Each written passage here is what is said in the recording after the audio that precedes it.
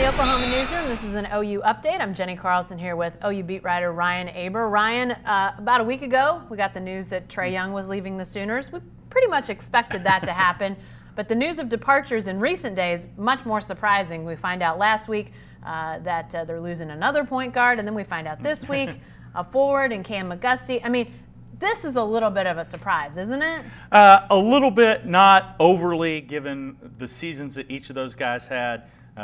Jordan Shepherd started about 6 or 8 games as a freshman. Looked like he would be able to take a little bit different role this year, being more of an off guard, have a chance to back up Trae Young, which he did. But Trae Young wound up playing, I think, a whole lot more minutes than a lot of us thought. Wound up over 35 minutes a game, not leaving much room for Jordan Shepherd to work. He was certainly frustrated with that limited role and decided to move on. And then a couple days ago, or yesterday, we get the news that Cam McGusty was leaving as well. And McGusty was Oklahoma's second leading scorer as a freshman, had a fantastic freshman year, but really didn't take a step forward, took a little bit of a step back as a sophomore. Was knocked out of the starting lineup by Christian James, wound up regaining his starting spot the last 6 games of the season when he replaced Rashard Odoms in the lineup, but never was the dominant player that I think some people at least thought he would be going into this year, and certainly he was frustrated with that role as well. Definitely. Now, I think probably most important in people's mind is the point guard position, because Jordan Shepherd, when Trae Young leaves, I mean, the thought is, well, you know, nobody's Trae Young in the college game, but here's a guy that can at least fill that role. Now the Sooners don't have anybody to play that spot at all. What's the move going forward for them? Well, I think even if Jordan Shepherd had stayed, the move was to get a graduate transfer point guard who they thought could step in and start. I don't think they ever expected Jordan Shepherd to start this year. Next year, I think they expected maybe his role to expand a little bit as the backup point guard, but not to be the guy. They're looking at graduate transfers, especially Aaron, I'm going to butcher his name, Calixte, I think, from Maine, who had a fantastic year, even though the Black Bears really struggled this year in the America East. He was really good.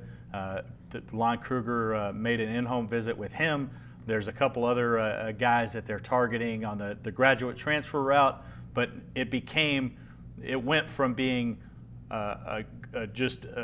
would be a really positive sign if they were able to land one of these guys, to being it's a must to land one of these guys, because the only point guard on their roster right now is a walk-on in Chris Giles, who has never played any significant minutes at all. Yeah, sorry, Chris, I didn't mean to overlook you when we were talking about point guards. But I think, Ryan, now there's a larger question, too, amongst Sooner fans out there, something that our coworker Barry Trammell addressed in a blog the other day. But the questions of chemistry came up during the year when the Sooners had that slide during the second half of the year. Was there a chemistry problem? Now you see these guys leaving, and I think it continues to add another layer to that question.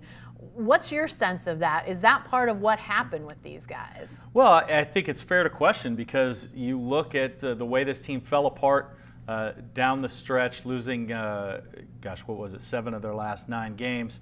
It just really collapsed after that loss at Kansas State, which started the fall apart. And the players were saying the right things, but what they showed on the court and what you saw in the way that the team sort of responded to that adversity certainly didn't speak well to their chemistry and everything else. And you wondered if Trae Young moving on to the NBA, and I'm not necessarily saying that Trae Young, or I'm not saying at all that Trae Young was a bad teammate, but certainly the level of publicity, the level of scrutiny that he got, and in return his team got as well, certainly magnified things, and that can, you know, turn a little crack into a big crevice. And I think we might be seeing the results of that here over the few weeks since the season ended. Lastly, give us the numbers, Ryan. We knew they still had some guys, some spots that they needed to fill in recruiting, but what's the number you think they're going to try to bring in now?